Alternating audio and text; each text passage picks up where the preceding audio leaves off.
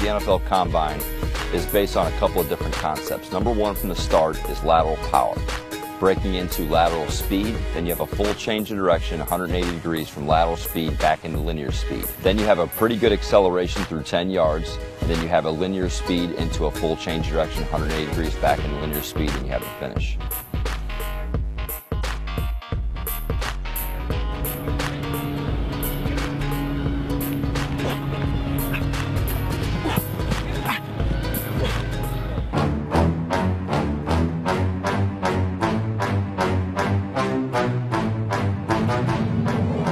Side standing long jump is real simple. The main concept is the position.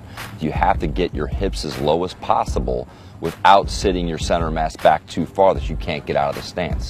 So there has to be a pretty good weight distribution between the front and the back half of the foot. You want your head position to be down with your neck muscles completely relaxed in order to not throw yourself back too soon, but to truly use your legs and your hips, which is the power muscles, in order to get that lateral power on the start. So the first drill we're going to work on, a side standing long jump. Brendan's going to straddle that line. Going to make sure he's right in the middle of that line. His hand's going to be down to the side he's opening up to. Very lightweight, as you can see. His butt's down a little bit, his shoulders are up slightly. See his arms off his knee, he's nice and relaxed. He's going to explode all simultaneously to the right. Ready? Hit! Nice job. See how he covers a lot of ground. His hand lifted and his feet moved at the same time. Nice job, Brendan. I'm not a big proponent of lifting the heels off the ground. I think the feet should be flat in order to get a true jump. The other thing is it's got to be a 2-foot jump, and this is where most people fail, is you're more powerful off 2 feet than 1 foot. A lot of people err in picking the foot up and trying to turn it as opposed to getting a weight shift from the left foot more over to the right foot and using that right foot to propel yourself off 2 feet laterally. That's really how you maximize your power potential. So you want to keep the reps short and increase more sets. You might want to do, let's say, 2 to 3 jumps to the right, 2 or 3 jumps to the left. Do some pro shuttles. Then come back and do it again. You know, that way you're really maximizing your power because you don't want to fatigue the nervous system. We're going to do it one more time. Ready? Hit! That's it. Give a quick demonstration here. He's going to start, if he's moving to his right, he's going to have his left arm up here. He's going to relax athletic position. He's going to quick step behind, and then he's going to pull that knee over. When he pulls that knee over, he's going to fire his arms back up. He's going to be sure that he actually crosses over with his knee. He's going to come straight up and straight down and fire it. He's going to karaoke back again, okay? So Brandon, move over here. All right, left arm's up. He's in a relaxed athletic position. He's going to quick step behind, drive his knee up and down, and fire his arms. Whip his arms quickly, okay? Ready? Go. Whip, that's it. Whip, that's it. Whip, that's it. Come back, B. Nice job. Notice as Brandon quickly moves his feet. He has the karaoke behind, and then the quick step. He whips his hands and then fires it back quickly. He's got his thumb, his index finger together. Fingers are locked, nice and easy. Karaoke, and then the quick step. The knee comes up, drive, whip the arms, drive it back down. Karaoke quick step is trying to simulate after you come out of that lateral power motion that you're not actually going to be jumping into the run. You're going to be accelerating at high speed, similar to the start of the side standing long jump, and then you actually have to start your lateral run. If you run laterally, which means you're running to the side and you're not necessarily looking where you're going, you have the tendency to turn the feet. You don't necessarily want to turn the feet because it's going to be harder to come out of your change of direction, and it's really only a 5-yard radius you have to run. So the karaoke quick step is a great drill just to get the comfort level of accelerating off the edges of the feet. The other thing is the arms. You know, basic track and field biomechanics is the arms will lead the legs. So there's a component of motion that the faster, more efficient the arms are, the faster, more efficient the legs are going to be. So if you notice the karaoke quick step, we're really overemphasizing the arm action of clearing the hip on the backside and then resetting up the hand punch forward. The benefits of perfecting this exercise will make that first 5-yard lateral run quicker and more efficient. But at the same time, the karaoke quick step, because of that arm action and because of the comfort level of the edges, will make you more efficient in any change of direction, in football or specifically the shuttle.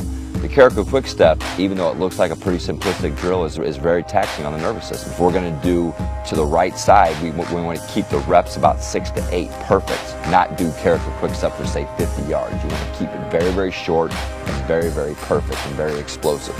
And then take a rest period and repeat it again. Take a rest period and repeat it again. Go back to some pro shuttle. The left arm will move to the right once again. His left arm is up. He's going to relax the athletic position, small bend in the legs. Ready? Go. Hand whip. That's it. Fire it back. That's it. Fire it back. That's it. Fire it back. That's it. The basic form and technique of the line bounding series is you want to try to maximize lateral distance. So if you have a line that you're bounding across, you don't necessarily want to focus more on forward distance, you want to focus on lateral distance. Lateral movement, cover distance on that fourth step, stack the feet, tap the outside edge, and then split his hands, fire his feet, quick step karaoke, take him through. Okay, ready? 1, 2, 3, 4, stack the feet, touch, drive your hands, that's it. Nice shot. He really wants to whip those hands, take him into the acceleration phase. I'd say on average we try to dictate that you should be able to minimize your ground contact, maximize your height time, and try to get about a yard across the line. So about a 2-yard distance on each bound. And once you complete your third bound and you're jumping into your fourth bound, which is where you're going to try to accelerate out of, you want to hit that edge down and then drop into your squat very, very fast. You know, the eccentric loading component of the hips will definitely dictate how much power potential you have, which dictates how quickly you come out of those change of directions.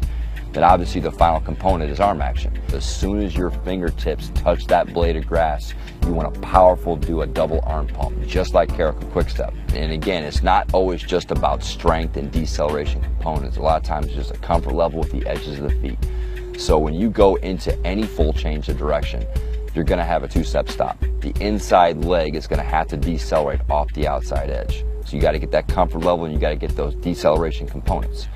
So the components of deceleration is going to be maximized through the bound. Now obviously you also have to simulate that stop because the rules of the pro shuttle dictate that you have to touch one hand down, not the other one. So if you can get the athlete to touch the hand back down by the heel, like Mark was demonstrating with Brennan today, then you're going to just naturally keep the other hand off the ground, which is going to fall into the rules of the actual drill. At the same time is that's actually going to get you into a position where you're able to re-accelerate very, very quickly. Lateral motion, touch on the fourth step, split his arms. 1, 2, 3, 4, touch, split his arms, drive. Nice job, way to go, Brennan.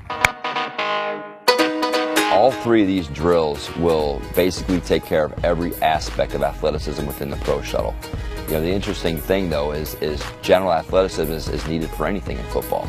You know, I think a lot of our NFL veterans are very, very surprised of how much a line bounding drill and series and the Karaoke quick step is just filtered within their natural training. And as we're doing like simulation training and specificity training with football players, we definitely complex those drills as well. So it builds overall athleticism for anything, but specifically we'll focus on the pro shuttle itself. I look at these as a great transfer of weight room strength into pure athleticism across the board. Any athlete, any sport, any position. These exercises we do at Barometer Performance Systems will help your shuttle run performance. To check out the entire drill series for the shuttle run, check out the page below. And the entire football training series of Barometer Performance Systems is available on bodybuilding.com.